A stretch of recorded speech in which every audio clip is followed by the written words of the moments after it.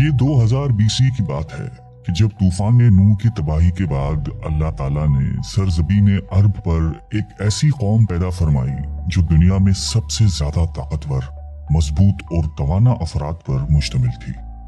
یہ لوگ جسمانی خوبصورتی، سرخ و سفید رنگت اور وجاہت میں اپنا ثانی نہیں رکھتے تھے۔ مال و دولت کی فراوانی، شاندار تہذیب و تمدن، شان و شوکت سمیت دنیا کی ہر نعمت اور آسائش انہیں میسر تھی۔ قرآن کریم میں ارشاد باری تعالیٰ ہے کہ ان جیسی کوئی اور قوم اور ملکوں میں پیدا نہیں کی۔ قوم عاد کے متعلق تفصیل سوائے قرآن کریم کے کسی اور مذہبی یا قدیمی تاریخی کتب میں نہیں ملتی۔ اس لیے اس قوم کی حالت کا نقشہ یا قرآن کریم کے ذریعے بن سکتا ہے یا پھر ان اثریات کے ذریعے جو محققین علم آثار نے ان کے بارے میں حاصل کی ہے۔ مورخین لکھتے ہیں کہ عاد نام کا ایک شخص حضرت نوح کی چوتھی نسل میں ان کے بیٹے سام کی اولاد میں سے تھا۔ چنانچہ اس شخص کی اولاد اور اس کی پوری قوم عاد کے نام سے مشہور ہو گئی۔ وہ اعرابی تھے جو بہت لمبے اور مضبوط ستونوں پر قائم کردہ عالی شان محلات میں رہا کرتے تھے۔ قرآن کریم نے انہیں ارم ذات العماد یعنی ستونوں والے کے نام سے یاد کیا ہے۔ ارم ان کا بہت خوبصورت شہر تھا جس کے آثار 1984 میں خلائی شٹر چیلنجر کی مدد سے دریافت کیے گئے ہیں۔ یہ علاقہ آج کل عمان کا حصہ ہے۔ بحریہ عرب اور بحر احمر کے درمیان عمان، حضرموت، بحرین اور مغربی یمن تک ایک وسیع صحرا ہے جسے صحرائے الاحقاف کہتے ہیں۔ یہ دنیا کے عظیم صحراؤں میں سے ایک ہے جس کا رقبہ ایک محتاط اندازے کے مطابق 65 لاکھ مربع میٹر ہے۔ اس صحرا میں سفید اور باریک ریت کے ہزاروں فٹ اونچے پہاڑ نما ٹیلے ہیں جہاں کوئی بھی چیز پھینکی جائے تو منٹوں میں غائب ہو جاتی ہے۔ کسی زمانے میں یہ دنیا کا سرسبز و شاداب علاقہ تھا اور وہاں یہ قوم عاد آباد تھی۔ آج یہ بھیانک صحرا اللہ تعالیٰ کی کھلی نشانیوں میں سے ایک اور اہل زمین کے لیے جائے عبرت ہے۔ قرآن کریم میں ارشاد باری تعالیٰ ہے کہ وہ ارم جو ستونوں والے تھے جن کی مانند کوئی قوم ملکوں میں پیدا نہیں کی گئی۔ بعض مفسرین نے لکھا ہے کہ ارم عاد کے دادا کا نام تھا جیسا کہ ان کے شجرہ نسب میں بیان کیا گیا تھا۔ ڈاکٹر اسرار احمد تحریر فرماتے ہیں کہ عام مورخین کا خیال ہے کہ ارم قوم عاد کے شاہی خاندان کا لقب تھا۔ حالیہ دور میں ایک شہر کے جو زیر زمین آثار دریافت ہوئے ہیں ان سے پتہ چلتا ہے کہ اس شہر کے فصیل پر 30 ستون یا مینار بنائے گئے تھے۔ کہا جاتا ہے کہ یہ شہر شداد نے خصوصی اہتمام کے ساتھ بسایا تھا جو اس قوم کا بہت بڑا بادشاہ تھا۔ قد و قامت اور جسمانی قوت کے لحاظ سے دنیا میں اس کا کوئی ثانی پیدا نہیں ہوا۔ اس طرح اس قوم نے جس معیار اور جس انداز کی تعمیراتیں کی، ایسی تعمیرات اس سے پہلے دنیا میں کبھی کسی قوم نے نہیں کی۔ شاید اسی لیے یہ جگہ شداد کی جنت ارضی کے نام سے تاریخ میں مشہور ہے، تاکہ لوگ آخرت کی جنت کے بدلے اس نقد جنت کو اختیار کر لیں۔ مگر جب یہ عالی شان محلات تیار ہو گئے اور شداد نے اپنے روسائے مملکت کے ساتھ اس میں جانے کا ارادہ کیا تو ان پر اللہ تعالیٰ کا عذاب نازل ہوا اور وہ سب ہلاک ہو گئے اور وہ محلات بھی مسمار ہو گئے۔ اس اعتبار سے اس آیت میں قوم عاد پر آئی ایک خاص عذاب کا ذکر ہوا ہے جو شداد بن عاد اور اس کی بنائی ہوئی جنت پر نازل ہوا۔ ایک اور روایت کے مطابق عاد کے بیٹے شداد نے جب جنت کے نام اور خصوصیات سے متعلق سنا تو اس نے زمین پر ایسی ہی جنت بنانے کا ارادہ کیا اور عدن کے کسی صحرا میں تعمیرات کا کام شروع کر دیا اور مسلسل 300 برس کی شب و روز کی محنت کے بعد دنیا میں ایک خوبصورت جنت بنا دی جس میں شاندار محلات بھی تھے اور نہریں اور آبشار بھی۔ شداد کی عمر 900 سال ہو چکی تھی۔ ایک دن اس نے قوم عاد کے لوگوں کو جنت کے دیدار کی دعوت دی۔ وقت مقررہ پر وہ اپنے لوگوں کے ساتھ جنت کی جانب روانہ ہوا۔ ابھی شہر ارم کے عالی شان دروازے کے قریب ہی پہنچا تھا کہ رب ذوالجلال کے عذاب نے آ گھیرا۔ یوں شداد اپنی جنت کے ساتھ زمین میں ہی زندہ دفن ہو گیا۔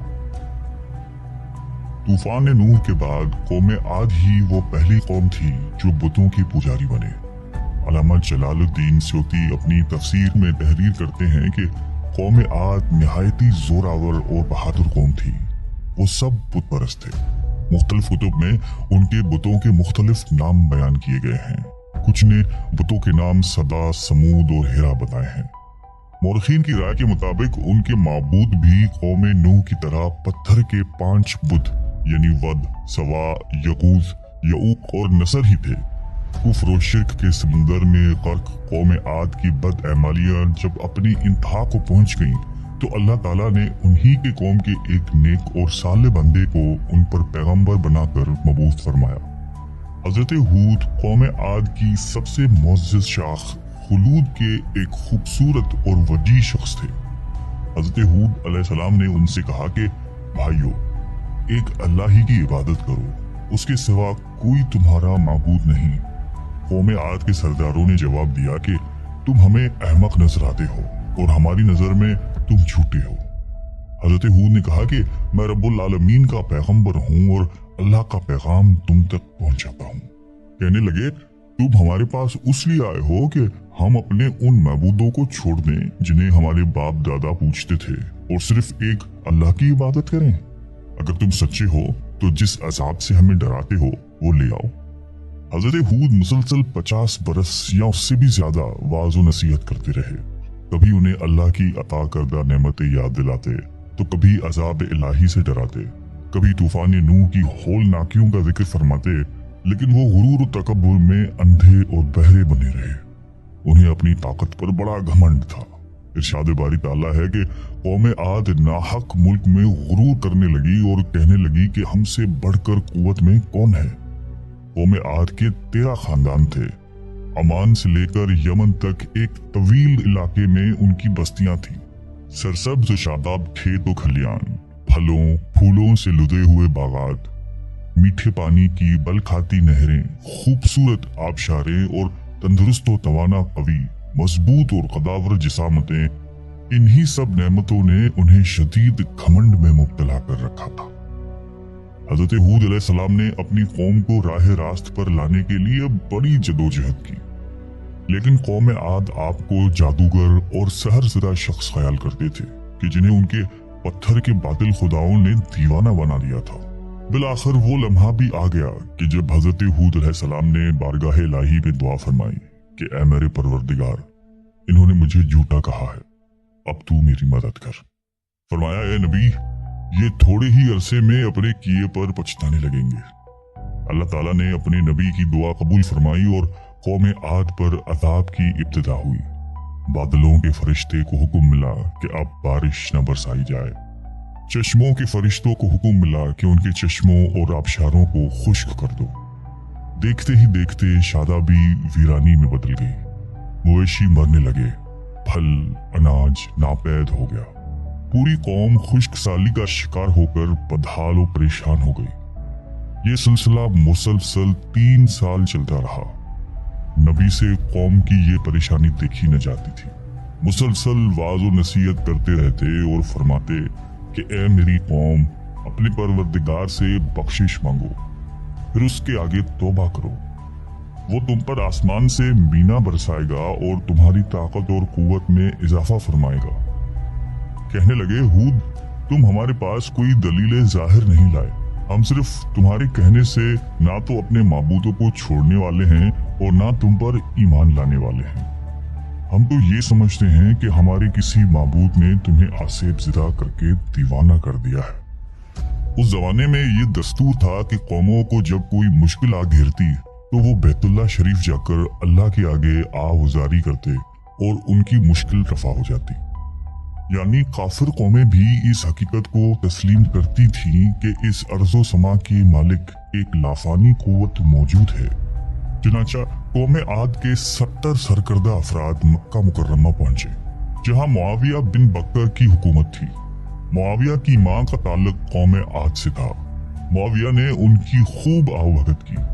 वो लोग 1 माह तक वहां रहे और बारिश के लिए दुआएं मांगते रहे। दुआ करवाने वाले सरदार का नाम कैल बिन अंबर था। अल्लाह ताला ने उन पर 3 रंगों के बादल भेज दिए, सफेद, सुर्ख और स्याह। फिर आसमान से निदा आई कि इनमें से एक को मुंतखब कर लो। कैल ने स्याह बादल को पसंद कर लिया क्योंकि वो खूब बारिश बरसाने वाला था। फिर निदा आई कि तूने हलाकत और तबाही को पसंद कर लिया है। चुनांचे अल्लाह ताला ने स्याह बादलों को कौम आद की जानिब हाँक दिया, जिसे देखकर पूरी कौम खुशी के शादियाने बजाने लगे। इरशाद बारी ताला है कि जब उन्होंने उस अजाब को देखा जो बादल की सूरत में उनके मैदानों की तरफ आ रहा था, तो कहने लगे ये तो बादल है जो हम पर बरस कर रहेगा। तो अल्लाह ताला ने फरमाया नहीं, बल्कि ये वो चीज है जिसके लिए तुम जल्दी करते थे, यानी आंधी जिसमें दर्द देने वाला अजाब भरा हुआ है। ये हर चीज को अपने परवरदिगार के हुक्म से तबाह किए देती है। गुनहगार लोगों को हम इसी तरह सजा दिया करते हैं। अल्लाह ताला ने ये अजाब 7 रात और 8 दिनों तक मुसलसल जारी रखा। उस आंधी ने किसी जानदार को जिंदा नहीं छोड़ा। खारों, पहाड़ों, घरों, महलात और किलों के अंदर सबको फना कर डाला। हजरत इब्ने उमर रजी अल्लाह ताला अन्हु से मरवी है कि आप अलैहिस्सलाम ने फरमाया कि वो आंधी जिसके जरिए कौम आद हलाक हो गई थी, अल्लाह ताला ने उनके ऊपर सिर्फ अंगूठी जितनी जगह की मिसल हवा खोली थी। अल्लाह ताला ने उस खौफनाक आंधी से हजरत हूद अलैहिस्सलाम और उनके साथियों को महफूज रखा। एक मर्तबा हजरत आयशा सिद्दीका रजी अल्लाह ताला अन्हा ने आप अलैहिस्सलाम से दरियाफ्त किया कि या रसूल अल्लाह, लोग तो बादल देखकर खुश होते हैं कि अब बारिश होगी, लेकिन आपके चेहरे मुबारक पर तशवीश के आसार नजर आते हैं। आप अलैहिस्सलाम ने फरमाया कि आयशा, इस बात की क्या जमानत है कि इस बादल में अजाब नहीं होगा, जबकि कौम आद हवा के अजाब से हलाक कर दी गई थी। इस कौम ने भी बादल देखकर कहा था कि ये बादल है जो हम पर बारिश बरसाएगा। परवरदिगार आलम ने कुरान करीम में कौमों की तबाही के जो वाकयात फरमाए हैं, उनका असल मकसद यही है कि उम्मत मुस्लिमा उनसे सबक हासिल करे। अल्लाह ने कौम आद को ताकत व कुव्वत, माल व दौलत, शान व शौकत समेत दुनिया की हर नेमत अता फरमाई, लेकिन जब उसने नाफरमानी की और अपने नबी की बात मानने से बार बार इनकार किया, तो अल्लाह ताला ने उसे नेस्त नाबूद कर दिया। हम सबको भी इंफरादी और इज्तिमाई तौर पर अपने रोजमर्रा के मामलात का जायजा लेते रहना चाहिए कि कहीं हम जानबूझकर या अनजाने में अल्लाह और उसके नबी अलैहिस्सलाम की नाफरमानी के मुर्तकिब तो नहीं हुए हैं। आइए हम सब दुआ करते हैं कि अल्लाह ताला हम सबको क़ल्बे सलीम अता फरमाए और कुरान और हदीस पे चलने की तौफीक अता फरमाए। आमीन।